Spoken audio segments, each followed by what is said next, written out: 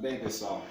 Quero deixar mais um vídeo aqui, saudar todos com a graça e a paz de nosso Senhor e Salvador Jesus Cristo e falar um pouco também sobre o que está acontecendo aí, no nosso Brasil. Mas eu quero deixar uma palavra, a palavra de Deus para que você possa se centralizar e ter de Deus uma direção, tá?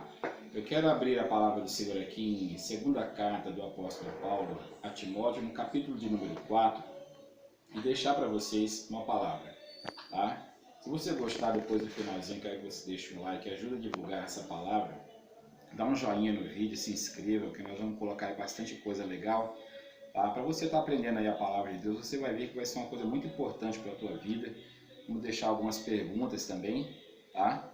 E tudo isso daí para poder te alimentar no momento difícil que nós estamos passando no nosso país, a igreja, espiritualmente falando em si. Você pode reparar que está muito difícil, mas eu quero deixar para você uma palavra, e a palavra é a segunda carta do apóstolo Paulo a Timóteo, no capítulo 4, versículo 1 a seguir, que diz assim: Conjuro-te diante de Deus e do Senhor Jesus Cristo, que há de julgar vivos e mortos na sua vinda e no seu reino, que pregues a palavra instes a tempo e fora de tempo, redarguas, repreenda, exorte com toda longanimidade e doutrina, porque virá um tempo em que não suportarão a sã doutrina, mas tendo comichão nos ouvidos, amontoarão para si doutores conforme as suas próprias concupiscências, e desviando os ouvidos da verdade, voltando às fábulas. Mas tu, sê sóbrio em tudo, sofre as aflições de um bom soldado, faze a obra de um evangelista. Sofre as aflições, faze a obra de um evangelista e cumpre bem o teu ministério.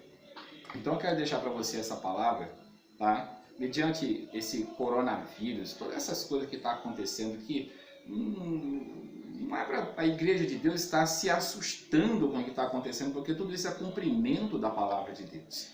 Aqui Paulo, ele pega e vai dizendo para Timóteo, que mais ou menos passou por algumas perseguições, como eu e você, a igreja de Deus, de uma forma geral, está passando nos dias de hoje.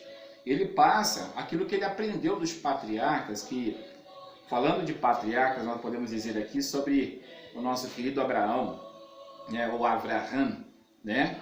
No capítulo de número 12, a gente descarta bem, quando Deus fala, olha, sai da tua casa, da tua parentela, para a terra que eu te mostrarei, fartei uma grande nação e abençoarei grandemente o teu nome, e tu serás uma bênção. Abençoarei quem te abençoar e amaldiçoarei quem te amaldiçoar. A gente vê muito esse texto aqui, mas entre o que Paulo diz para Timóteo e o que nós vemos aqui no capítulo de número 12, versículos 7 e 8, é o legado que Abraão deixou, e era o que Paulo estava cobrando lá de Timóteo, dizendo assim, olha, pregue a palavra dentro de tempo e fora de tempo. Abraão, se você pegar aqui no capítulo 12, versículos 7 e 8, vai dizer o seguinte, que aonde Abraão chegava, ele levantava um altar ao Deus e Pai Todo-Poderoso. Isso é muito legal.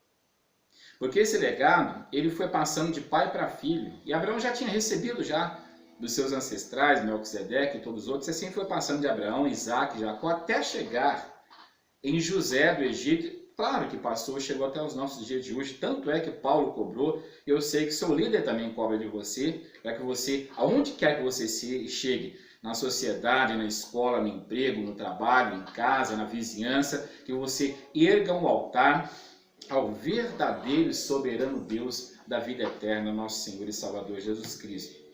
Então, quando chegou em José, nós conhecemos toda a história de José. José foi preso, ficou no calabouço, na prisão, na casa de Potifar, mas aonde ele estava, ele levantava um altar ao verdadeiro Deus.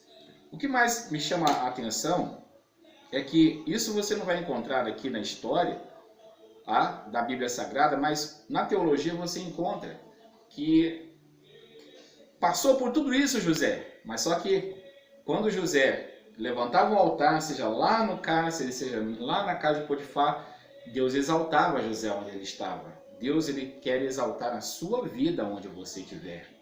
Se você levantar um altar, levantar a bandeira da tua fé, que é o Criador do universo. E assim, José foi saindo, levantando de ponto em ponto, degrau em degrau, até chegar a ser o governador, segundo mandatário do Egito. Mas o que está por detrás da história, que a história não conta, é o seguinte, é que José chegou a ser o sumo sacerdote do Egito. Todos os sacerdotes tinham que obedecer José e aprender da palavra de Deus. Veja que coisa interessante. Em momentos difíceis da vida de José, assim como Paulo pega Timóteo e diz, olha, pregue a palavra dentro de tempo e fora de tempo, assim fazia José. E José chegou a ser o segundo mandatário do Egito. Não vou aqui entrar na questão da história, por causa do vídeo não ficar muito longo. Mas o que eu quero que você entenda é que por dois motivos eles aceitaram e tiveram que engolir José naquele momento. Sabe qual foi? Primeiro, todos eles teriam que morrer, porque não resolveram a questão de Faraó. José salvou a vida deles, todos os sacerdotes ali do Egito. Tiveram que deixar de ficar aprendendo sobre raízes e todas as divindades que tinham ali para poder escutar José falar das leis de Deus. Veja que coisa interessante, né? E a segunda coisa que tiveram que escutar, porque José, ele foi o segundo mandatário do Egito. Então, querido, guarde isso em tempo de crise, seja coronavírus, seja lá o que for. Eu vou fazer depois um outro vídeo sobre isso daí, tá? Falando sobre o coronavírus, falando sobre as profecias da palavra de Deus, falando também, tá? O que diz a palavra de Deus e o que nós temos que fazer. Mas guarde isso, saiba de uma coisa, onde quer que você esteja, eu quero deixar essa palavra para a tua vida. Levante um altar ao único e verdadeiro Deus. Que Deus abençoe a sua vida. Se você gostou desse vídeo, tá? Guarde, compartilhe, ajude, se você puder, tá? Guarde essa palavra no seu coração e nos ajude compartilhando essa palavra. Que Deus abençoe a sua vida, em nome de Jesus.